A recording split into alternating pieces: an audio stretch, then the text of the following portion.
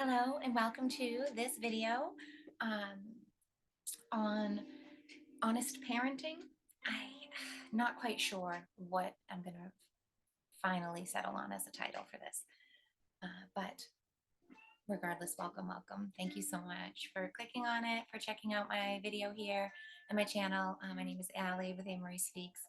This one is about parenting, and I have been talking around this subject a lot and particularly writing some blogs and podcasts on this sort of side series, Parenting Through the Apocalypse.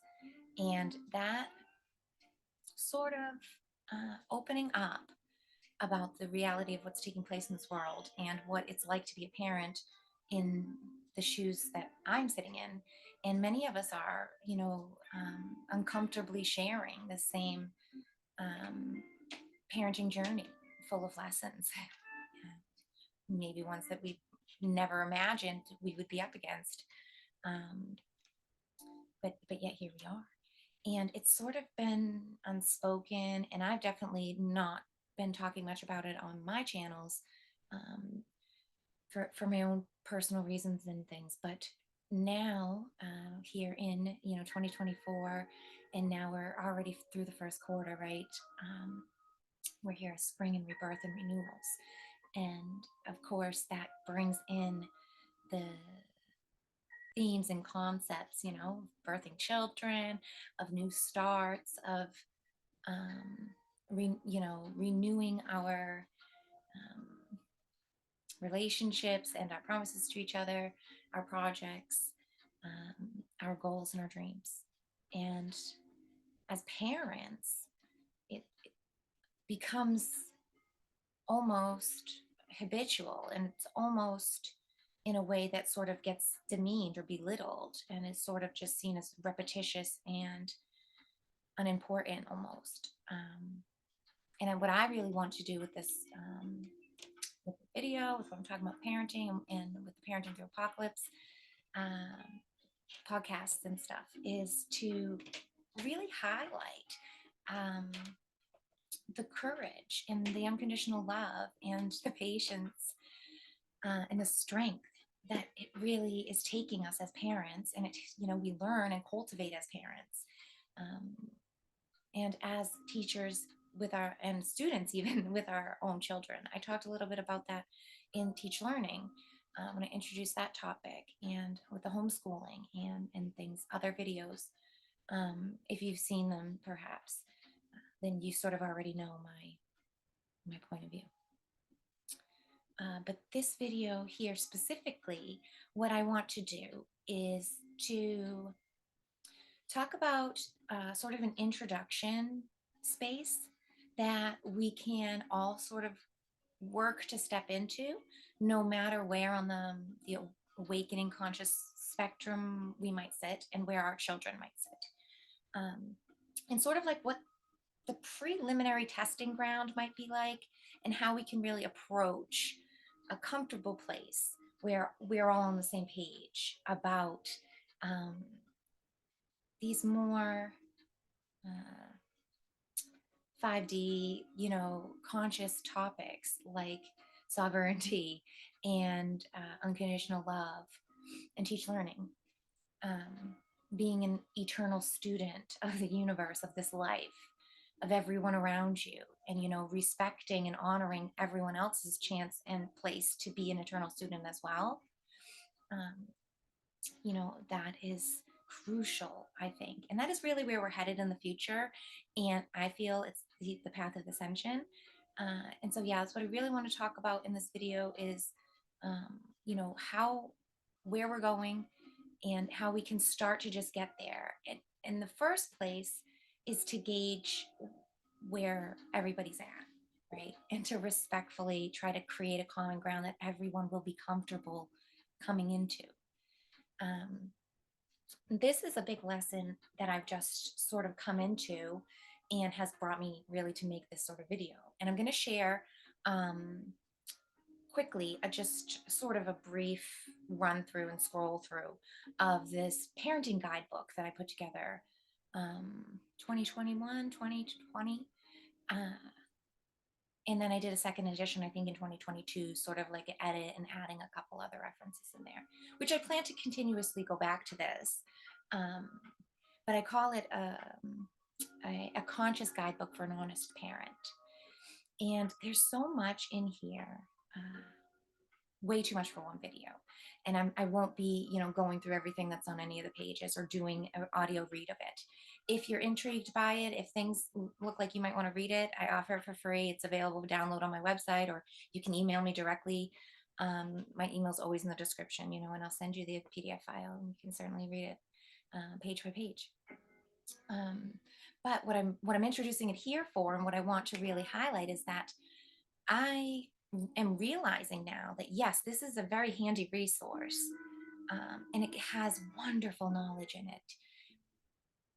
But it is, and I did write it, and it says right in the headline, it's for conscious parents, parents who are already awake, who've already been on their enlightenment journey, have already been through dark nights of the souls on their own. You know what I mean? Like people who have a knowledge base and a working exercise already with metaphysical and esoteric topics, spiritual topics. So, um, it's wonderful and it has great things. And I wrote it from sort of where I had already gathered a lot of information from in order to share and know and have an organized view, sort of curriculum of what I want to pass down to my children. And that was really my intention in making it. I wanted to have a starting ground for a full bodied area of information and knowledge for my kids to hit the ground running with in a variety of subjects and concepts that I feel are crucial to being a good person, to evolving into the most fullest version of yourself that you can be, for seeking your truth, for all these things that really matter so much more than um, academia, so much more than school. And there is actually, and I have a bit in there, just a small slice of learning and of actual educational bits, and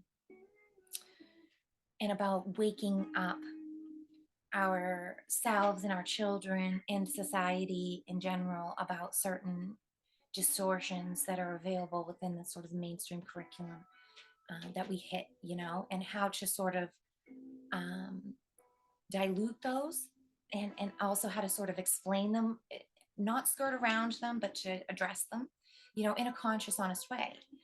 Um, but like I'm saying now, and what have really come to understand more through the progression of these years, is that I, not everyone is ahead of the curve like I was. I kind of thought it was an average space that I was creating this conscious guidebook for.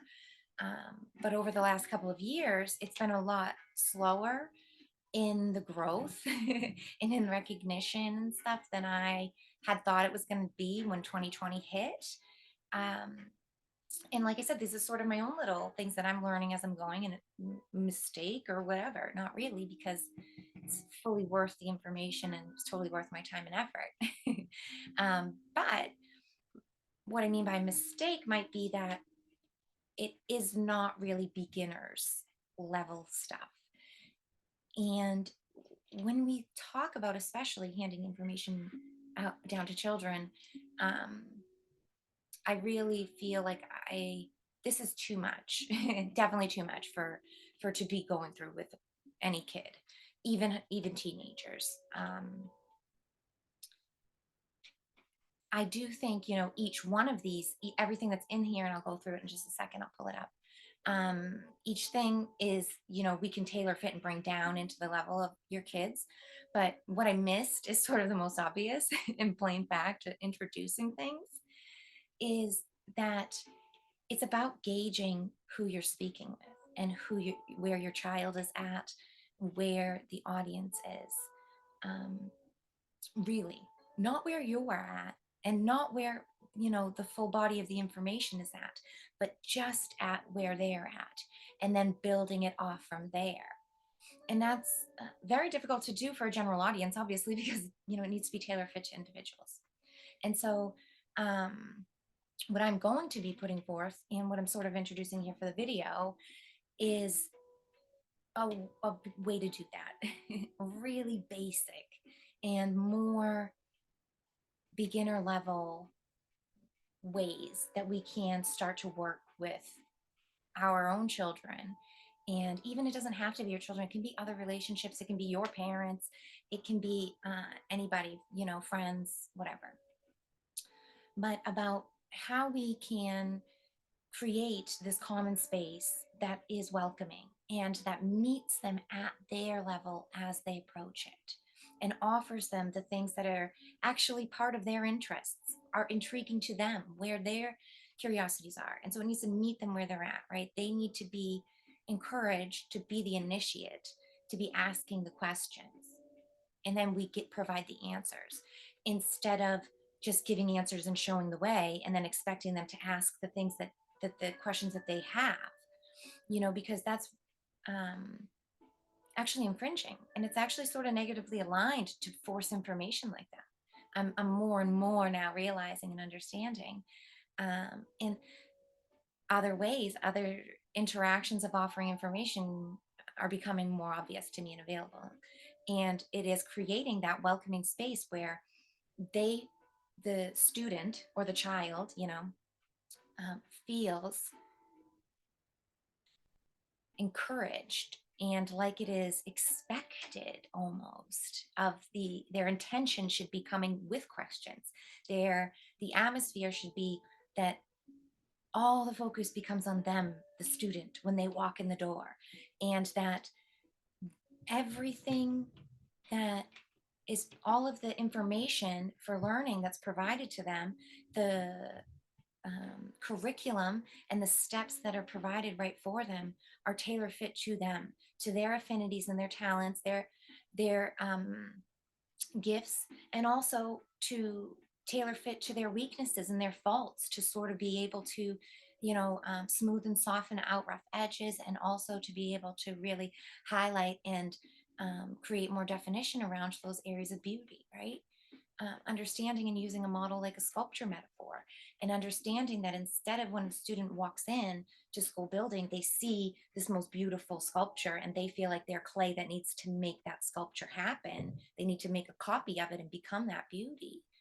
If instead, they walk in and they see lumps of clay everywhere and they understand they're a lump of clay as well, and they need to discover, they make it through communications, and the questioning would be like letting them know that they need to pull from within them whatever sculpture is within them. They meet with manyness of many different versions, maybe. And this is another thing about working and describing these things in the future, new ideas. You know, we're just kicking the ball around, and that's what I'm doing here with this. I sense and I know, and I can tell by the rules and the guidelines of how energetic systems work and how we exchange information and energy, um, that there's better ways and that these things will work. But we need to create outlines and have actual architecture and structure and test it out and work with that and develop that. And we need plenty of space to do that. The teachers, as well as the students, right? The parents, as well as the child or children. And that's another thing that I really tried to outline and underline in that teach learning video, the crucial understanding and acceptance that of student and teacher being on the same level, and it being a cycle where both are doing both teaching and learning from each other, and that's the um, accepted model. And that's okay. That should be encouraged, like I've said. um, so noticing my first hiccup being that I'm sort of introducing information that's at a higher level and not really just providing beginner level things. And when I start to do that, um, it's really opening up and really creating more variables for me to offer different ways, specifically to teach my own kids. I'm speaking example in my own life here. Um, the power shift and then the repercussions of the fluidity of freedom uh, is really wonderful and miraculous. And it also opens up a different angle of space for trying to teach and learn about seniority and about mastery and about respect for elders and this kind of um, way to recognize and acknowledge maturity and growth over time, but also acknowledging that that doesn't take away, isn't stronger than, better than, or anything than initial right of sovereign creative mind to be alive, being young, you know, that all, that naivety, that innocence that comes with that sort of younger energy, right? That has great value as well. But it doesn't mean that we should be propping up and enabling these children to be bossing around adults and to be flipping the roles. Instead, we should be just using it to create this more space for equal footing to where we can develop out and explore those roles more fully, but accepting and respecting the differences. I think that's a big miscommunication and distortion with equality, or creating this equalness, but anyways, I don't want to get too wrapped up in that because I do want to share my screen. I don't want to talk too long this morning. Um, so I'm just checking over at my notes too over here, trying to stay on point. It's been my newer goal here. So I'm going to filter and sort of direct in the future more um, defined sort of in, I don't know, blogs and videos and stuff on the same topic, and in talk about strictly in a homeschooling setting, in educating your children, and also in this, and then in the more full scope realm, um, that doesn't have to do with just if you have school age children or even if you don't homeschool, like, the whole of the parenting that's involved. Um, because there's different applications, right? And there's a lot to talk about within both of them. So this is more of just an introduction and to highlight sort of the nuances that I've recognized and offer out to people, perhaps a little bit of if they're feeling the same way I am feeling, um, a little bit of support, right? And also some tangible, technical practices that we can actually offer to our children, to be better parents to them and to help them be better at whatever that they want to be. Um, so with that said, I'm gonna just bring up my share screen, and then I might probably get stuck again, just reiterating and saying, this is a little bit of uh, advanced, well, intermediate. It's like an intermediate alchemist sort of level of parents. So if you are newly waking up, you might even just find this way better to do, read and look at on your own instead of trying to go over it and teach your children, this kind of thing. But I did write that as well. This is not just about for parenting your children. It's even if your only child is your inner child, or even if first we need to, as parents, do the work for our inner children before we can even try to reach out to our children and teach these things, right? Imagine trying to teach your child cursive when you don't even remember how to do it, right? Or if you were never taught cursive, how do you teach them in, it's difficult to learn something and be a student and teach at the same time. So as parents, sometimes we need to take like a big bite of humble pie and remember, I am an eternal student. I don't know everything. I shouldn't tell my child I do, or try to put out false appearances and assumptions to my children that I do know everything. And this is another thing about being a beginner or just waking up. And if you have children who are already awake.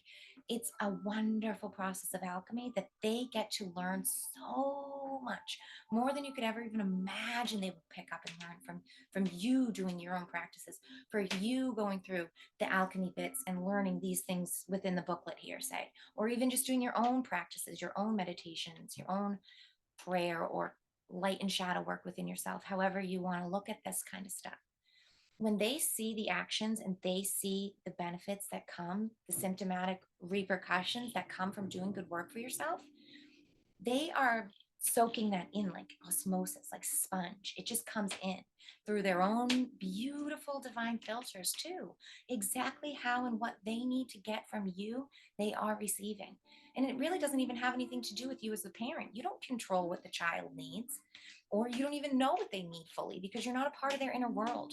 You have to respect their own fractal source of God, right? And allow their privacy of development, the privacy for their connection to their inner world and source and infinite intelligence, and allow it to speak freely and be free. But the best thing to do first is allow your inner child that freedom. That really will help work some of the immediate triggers and kinks out so that you don't lash out at your children, that you don't create a lot of frustration and aggravation in relationships, and it doesn't turn into a big mess of negativity instead. We really have to do inner work first. So like I said, if you haven't been doing that yet, this can be a great starter guide for the parent instead of trying to break it down into a children's level. We really need to understand information fully, not just have the information bits, but integrate them into working knowledge before we try to teach it to our children, right? I mean, it makes sense. Sometimes we don't really fully acknowledge that, and we try to teach things surface level ignorantly. Um, but that really backfires. And especially if you're going to try to homeschool, it will super backfire because they ask questions all day. It becomes very obvious of what you know and what you don't know. And when you need to ask, you need to go find the answer.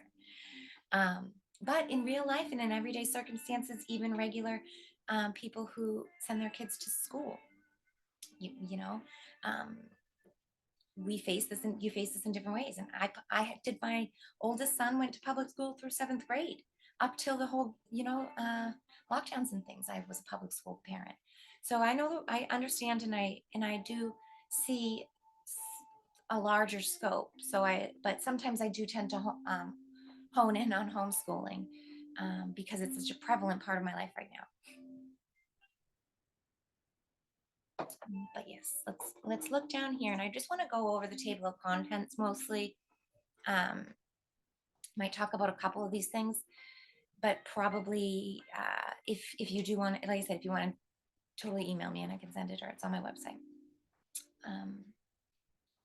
The major things that I really think are still, they're so important that I started off with here, that things an honest parent may question. And then I talk about parental cognitive dissonance. And then I give a little bit of a preface to just what this guidebook is about. And I give a table of values that I think I will read, which is different than the table of contents, right? This is the table of contents, obviously. The table of values I really like. And you feel free to read it, set your own. But this, like I said, is things that I would pass down to my own children and that I wrote really from my heart, of things that I feel are true and important. And then I did a little section on truth filters. And then I have these chapters, chapters 1 through 8, with a little conclusion at the end. And each chapter, I go over a topic and then I give resources, third-party resources. Sometimes it's articles, sometimes they're videos or websites. Totally, they might just be names for you to look at. And I really wanted to, oh, I hope I'm not going to lose my my electricity.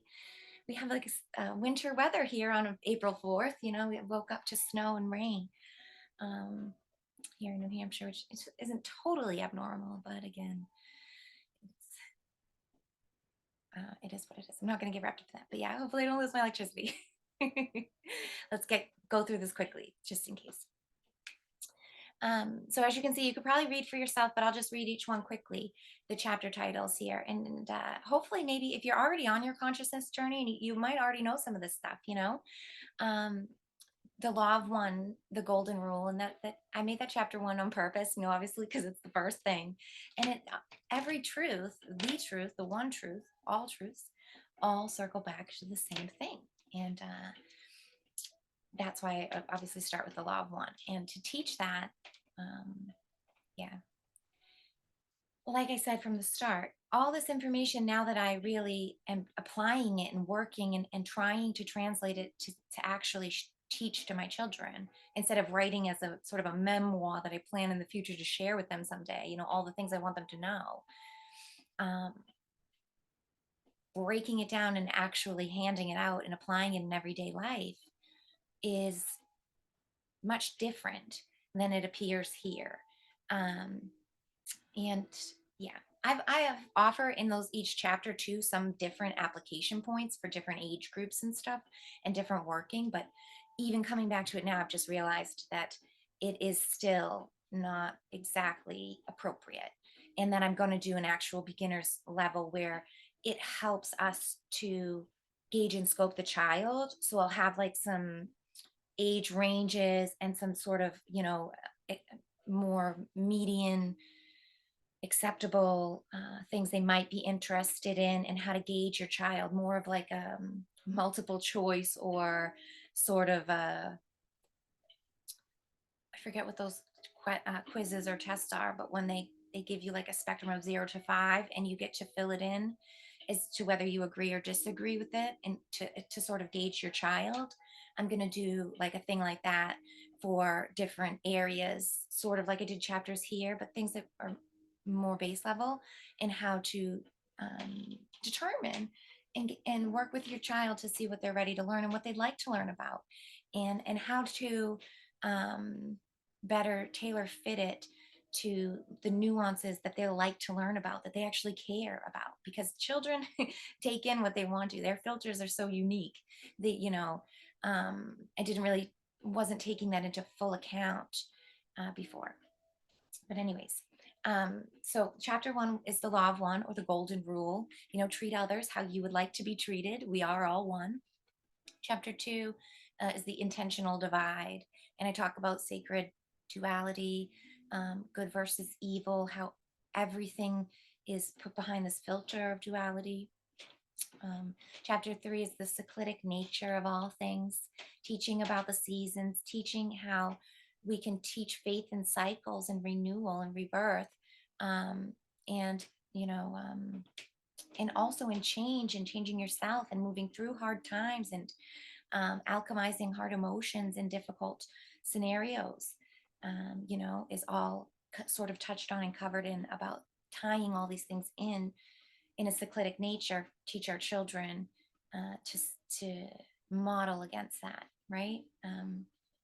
Chapter four is the forever student, and I really talk about teach learning and how we can, get out of this sort of pillared effect, and to really get on a single level of sovereignty, and accepting that the parent is even a student forever. We should want to be eternal students. Um, Chapter five, curiosity of the physical world, and that's when I talk a bit about that kind of homeschooling curriculum is esque stuff. Chapter six is truth and learning to find yours, and that's such a beautiful chapter. It's so crucial for all of us to learn about truth meters and learning to listen to them. Chapter seven is brain training and the reality of ESP, and I really like this. This is one of those more geared towards mainstream, geared towards newly waking up or even partially asleep people still. And there's a lot of references to like scientific studies and ways that we've learned to, through technology, monitor and confirm with evidence sort of these different sort of extra sensory perceptions, or these sort of paranormal phenomena type of things. And there's also really cool references and some videos about kids and people in general with clairvoyancy, with these more ESP sort of third sixth sense sort of things. And also there's things about teaching your children, cultivating those things within them. and inspiring them to seek out those special gifts within themselves, sort of recognizing that all humans have the capability to those things. We've just been stunted and pruned by negative overlay out there that's really sort of removed those things from us. Um, how to cultivate them and create blossoms with your children instead is a big part of that chapter. The last chapter, chapter 8, is about soul traps and mind control tactics. And this is sort of the first thing that I saw as a red flag when I went back to this, to think, oh, that's a bit of trigger terms. That's a bit like, oh, people might think that's a little too conspiracy or a little crazy sounding, to want to try to kick at beginners, you know. But there's so much crucial information in there, and it's so important that we as parents realize the traps and the tricks and the tactics, and we can release ourselves from them, learn how to break free from them. And as we do that, you know, we our children see us breaking free. And it isn't always about just not chaining the same chains on our children, because a lot of times we know we don't want to do that for them. We know we want to give them better lives than we had. But it's about the how, right? It's about those more um, deeply ingrained habitual things that maybe we don't recognize straight away that they're picking up from us. And we can't just tell them, you know, do as I say, not as I do. That was, you know, one of my dad's favorite taglines. And I absolutely couldn't stand that. And I don't want to be like that either. I want them to see what I'm doing, and that's it, and to learn from how I do. And that's a big crucial thing about when we start to break out of those sort of bad negative habits or sort of mind control things, or these um, you know, negative societal things that maybe we have sort of brought into our own home life, and we're sort of, you know, translating into our children. um, you know, snipping those things. And even if it's something you've been caught in for a long time, to go and assess it right with them and say, oh, I realize this sort of bad habit, or I want to break out of this, you know, and work together to create solutions, and to create sort of positive things to replace that with, or to create troubleshooting ways to get out of that habit together. That can really empower and enliven your relationships with your children, and show them that we're all human, and that we're all on the same developing quest, soul development, you know, in our own unique ways. Um, yeah. So, anyways, then we'll leave it at the conclusion, right? Um, what I want to do quickly here before I wrap up this video, I'm just going to scroll down and look at this table of values. Whoops.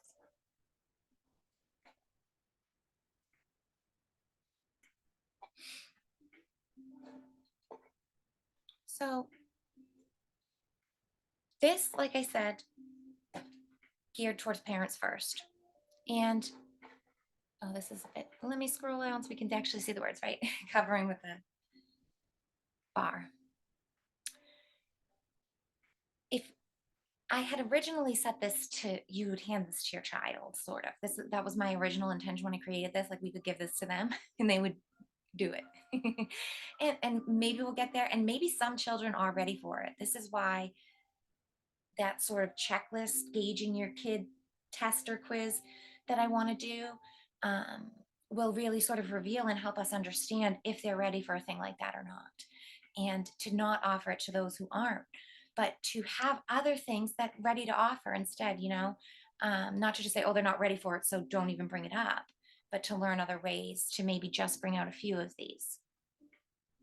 Yeah, and it says, have fun checking out resources, activities, and experiments provided to find out your own answers, or at least to start weed through some possibilities out there. What is the purpose of this world is number one. What is my purpose as a person? Number two. Number three, what happens when we die?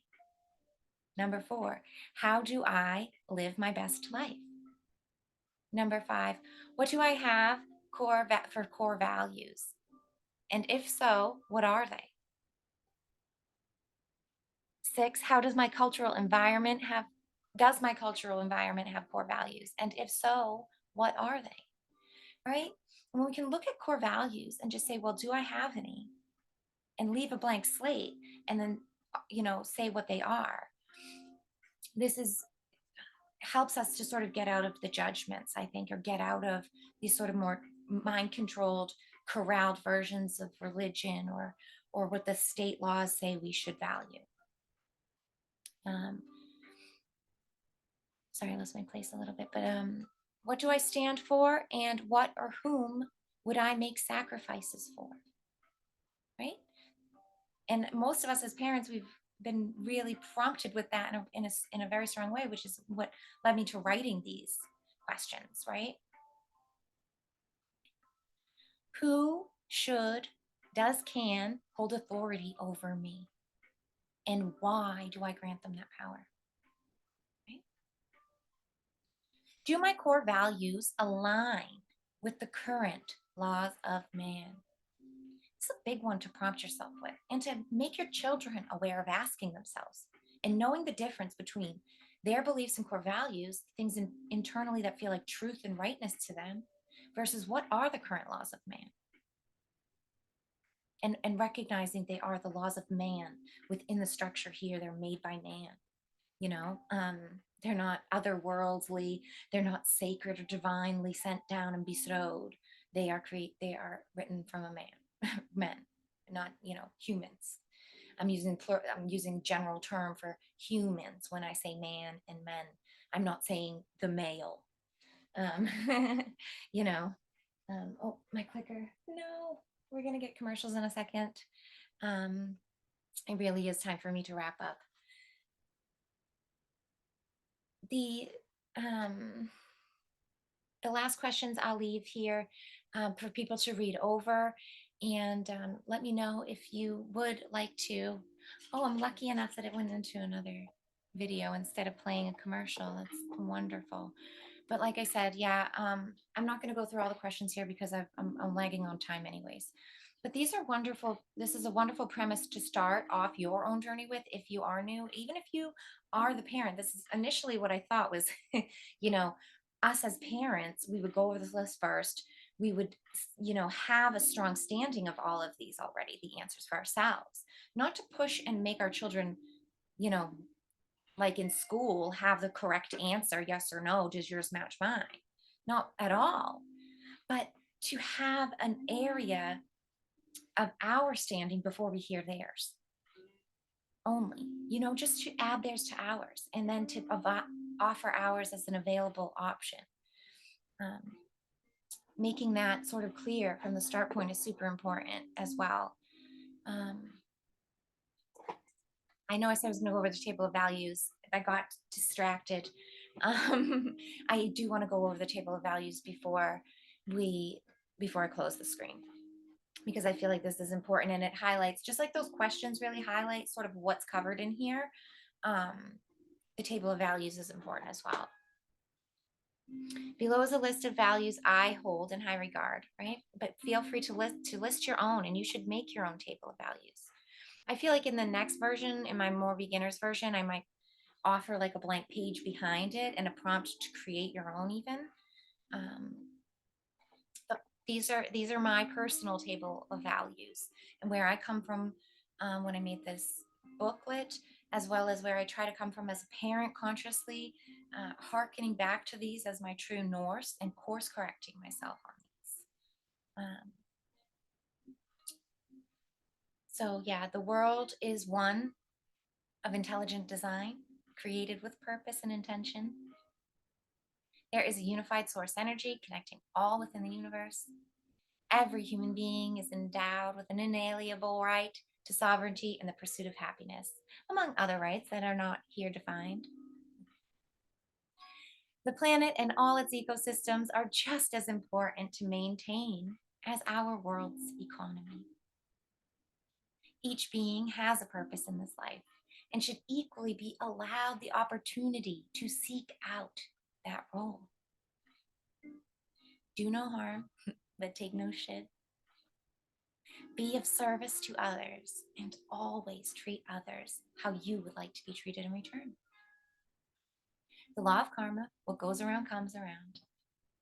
The law of vibrations, what energy you emit is received and then matched in your outside reality. Children, are symbols of innocence and potential. Each deserves a loving environment where they are encouraged to grow at their own pace in their own way. And so that's really my table of values, things that I feel like are so important to teach and pass down, and that hopefully I am covering and showing throughout the rest of this entire course book. Um, so I'm going to stop my share screen there, and just sort of wrap it up here to say that um, in the near coming future, I'm going to be doing another parenting against the or parenting through the apocalypse. Oh, there comes the commercials. Of course, I knew it. I'm pushing my luck. Um, but thank you so much for joining me. As always, I really appreciate your audience. I hope that the background is not too much. Oh, there it goes. It's off anyway. It was a quick one. The ending here, yeah, is running a little longer than I expected, but that's all right. Um, I wanted to just say I'm going to be putting out Parenting Against the Apocalypse, talking about um, more on how to homeschool and about how we can teach a bit of reality without overwhelming our children. You know, how can we walk that fine line of creating awareness around the issues that are happening and sort of the war on consciousness that's taking place in the world without exposing them in an unhealthy way, creating, the abuse that we're trying to sort of segregate them from in the first place. Um, and with that, I'm sort of going to touch on, how we teach history, and when and why. Um, that will be my next sort of video.